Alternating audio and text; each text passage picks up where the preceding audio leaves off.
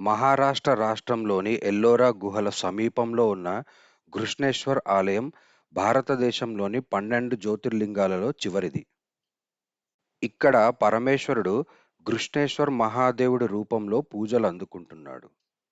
ఈ ఆలయాన్ని ఘుష్ణేశ్వర్ లేదా గృష్ణేశ్వర్ అని కూడా పిలుస్తారు.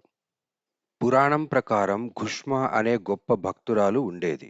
ఆమె ప్రతిరోజు 101 శివలింగాలను తయారు చేసి భక్తితో పూజించి వాటిని సమీపంలోని సరస్సులో నిమజ్జనం చేసేది.